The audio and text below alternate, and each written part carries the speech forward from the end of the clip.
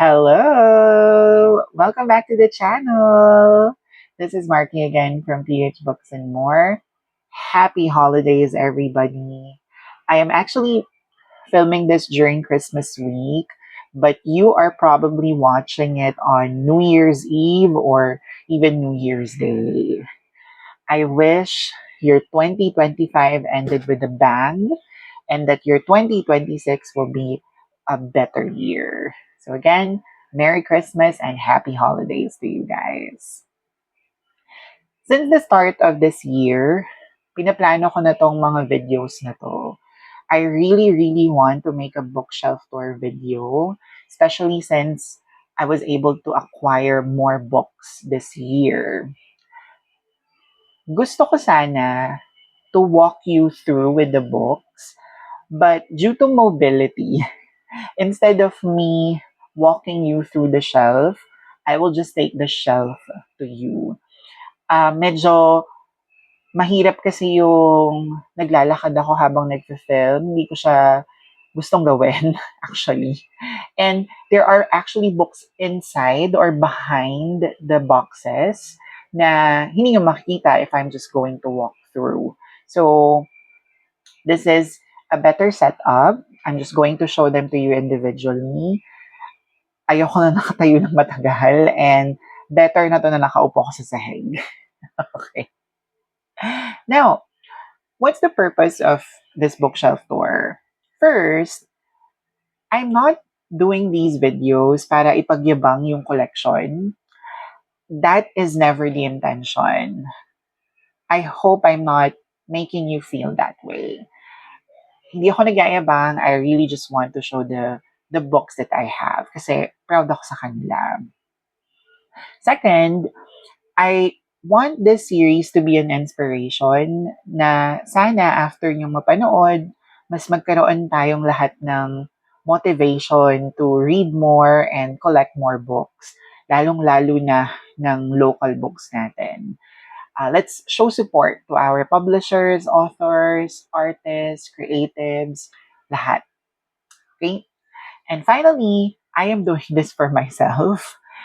I really just want to gush about books. Again, I'm very proud of the collection and I just want to talk about them. Ito lang yung accomplishment ko na gustong-gusto kong i-share sa lahat. Yes. Now, to my foreign viewers, hello. Please bear with me. The manual subtitles will be coming in late since I do have a lot of videos to film. I apologize if there are any inaccuracies in the YouTube built-in translations or YouTube built-in subtitles. So please bear with me. I will get to it once I have all the videos posted. So please bear with me. And thank you. Thank you so much. Okay, what to expect from these videos? Well, you'll see around 800 plus books, comic books, and magazines. Mga nakolek ko to from when I was young, around 11 years old, up to the present. I'll also share some anecdotes about the books, so expect these to be long. I have around 18 boxes of books, so I'm assuming na baka nasa around 15 to 17 videos yung magawa ko, depending on how many books there are in one box. So, I'll try to fit in 2 boxes in one video, but let's see. We'll see. But yeah, fair warning, these will be multiple videos. Tsaka, it'll be crazy to put all of these in one video. Napakatagal niya. Tsaka, parang personally, ayoko rin na nasa isang video lang siya. Kaya naman, with that out of the way, simulan na natin ang ating tour. For this one, we'll be talking about the smallest box on the shelf. Less than 20 books lang yung nasa box. But before we go there, I also want to talk about 2 other things.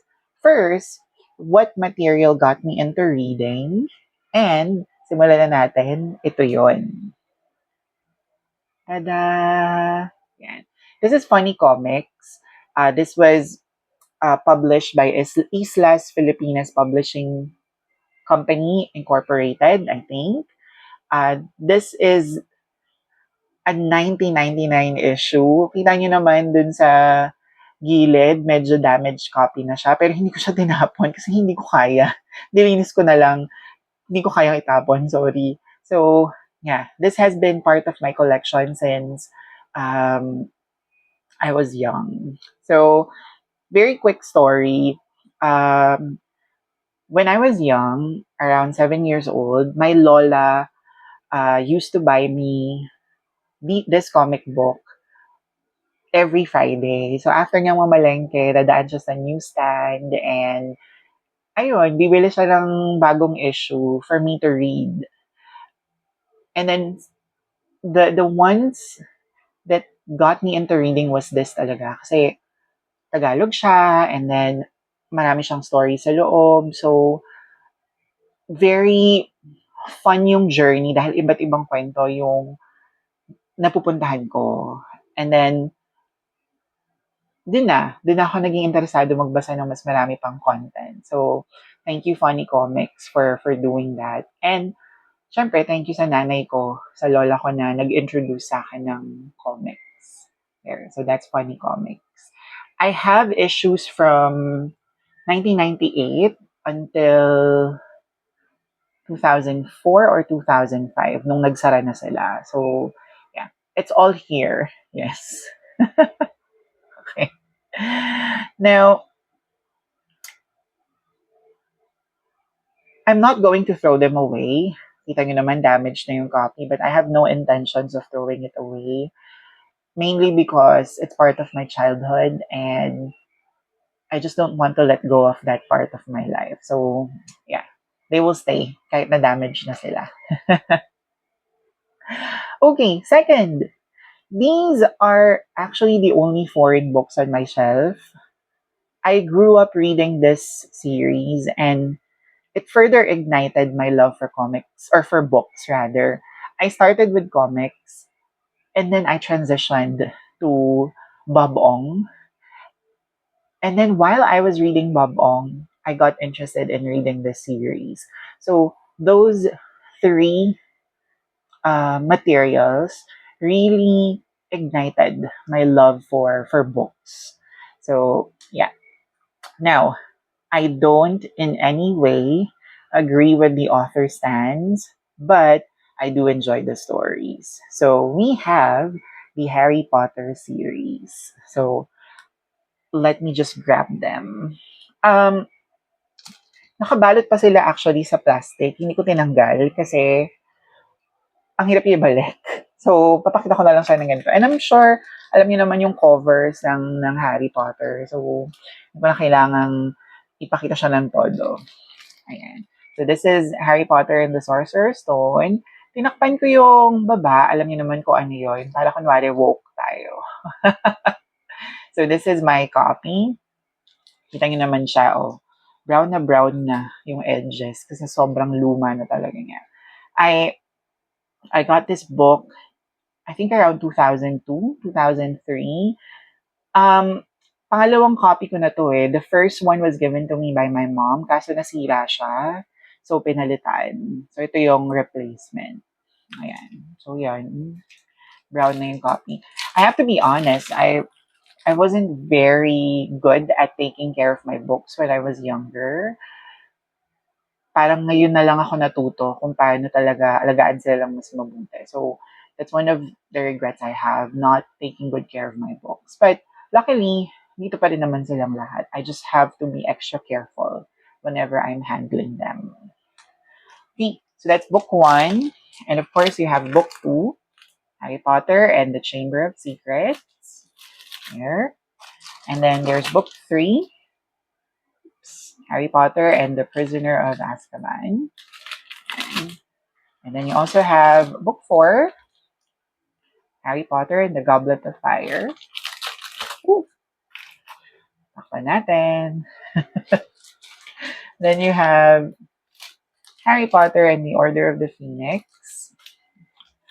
Just put it on top. And then there's Harry Potter and the Half-Blood Prince. Here. And then the last one, of course, is Harry Potter and the Deathly Hallows. This is a relatively new copy. Tingnan niyo yung edges niya. Medyo white pa. Mainly because nabili ko lang to, I think 2 years ago. Oh, I did not buy the copy from the release date kasi nabasa ko na siya sa Kindle. So, hindi ko na siya binili muna. Pero, just to complete the collection, I decided to get a copy. And then, I also have this one, Quidditch Through the Ages. Hindi ko alam kung kita nyo siya, pero, ayan. 10 pesos ko lang siya nabili sa book sale. Way, way back. There. 10 pesos nga ba? Or may 5? Yeah, it's 10 pesos. There. Okay. And then, next, okay, this is one of the most expensive books that I have ever bought. Hindi ko alam kung bakit ako bumili ng napakamahal na mga libro, but yeah, this is still this is still Harry Potter related. So you have the Mina Lima illustrated edition. So this is Harry Potter and the Sorcerer's Stone. Ayan.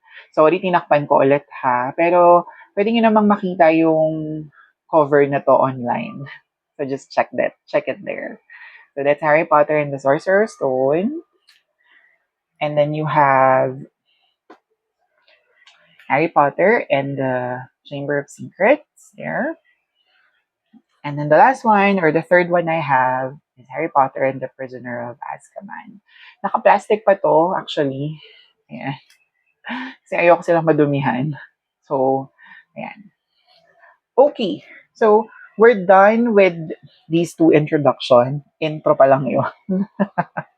But yeah, going back, these are the only foreign books that I have on my shelf kasi most of the time sa Kindle na ako nagbabasa ng foreign books. The last time I read books from Kindle or through Kindle was probably January of this year. And then, di ko na siya nadugtungan. But yeah, that's my Harry Potter collection. And check nyo na lang yung covers online para makita nyo yung buo. Okay. Alright, let's now go to the first box that I have. Dalawang authors lang, yun nandun sa box na yun. And I would say these two are prolific authors, mga institusyon na when it comes to Philippine literature. And also because yun lang yung books na kasha dun sa box. Sinama ko pa yung dahilan na yun, no? But here, let me show you. So the first author that I have here is Luwalhati Bautista. So I have In Sisterhood, Leia at Luwalhati. Here. And then here's Sonata, also by Luwalhati Bautista. And then I have this set. Here. So this is from Anvil, all by Luwalhati Bautista as well. Ayan. So the first one in this set is Bata Bata, Paano Ka Ginawa? You have Dekada 70. You also have Gapo. Here. And the last one in the series, Desaparecidos. I have read this four. And I've read these this year. I don't remember if it's February or March, but I do have reaction videos on the channel. So if you're interested in learning more about these books, you can just check those out. But these were one of my best reads this year. I was glad I read them all. So yeah, please do check the reaction videos if you have the time. Okay, now the second author I have in this small box, I think we all know him. No words can describe how creative this man is. So we have let me just grab them. We have my Ricky Lee collection. So let's start. We have Para Kay B, there. And then you also have Lahat ng B. I recently finished these two books. There. I have my reaction video as well. So if you have the time, please check that. Yeah, I'm just glad I was able to read this because I'm not very interested in love stories, like I said, but I did enjoy these two. Okay, now to the other ones. We have Kabilang sa mga nawawala. Ayan. I think this is both the Filipino and English translation kasi sa likod niyan, ayan, Among the Disappeared. Oops, baliktad. There. Among the Disappeared. So it's both English and Filipino. Flipbook siya. Taray, flipbook. Okay. Next one we have Bahay ni Marta. There. And then we also have Kulang na Silya. There. And then the next one is, wait, let me just check. So here. So si Amapola sa 65 na kabanata. I haven't read this one, but I really want to. So 2026, definitely. Then this one, Kalahating Bahaghari. And then Pinilakang Tabi. Last two, we have, oops, Kung Alam Nyo Lang. There. And then the last one is Servando Magdamag at Iba Pang Maiikling Kwento. So, that's about it. Those are all the books inside this first small box. Yeah, I'm happy I was able to start this because that just means I'll keep the ball rolling and film all of these other boxes. I hope I have the energy to do them, but that's about it. Thank you so much for checking out this first video. I hope you look forward to the rest of the tour. And sana masubukan nyo rin magbasa ng Ricky Lee books at Luwalhati Bautista books because they were really good reads for me. Medyo malalim lang yung ilang words, yung Tagalog, but the it's worth the difficulty, I have to say. Okay, thank you so much again for spending your morning, your afternoon, your evening with me. I'll see you again in the next video. This is Marky from PH Books and More. Bye!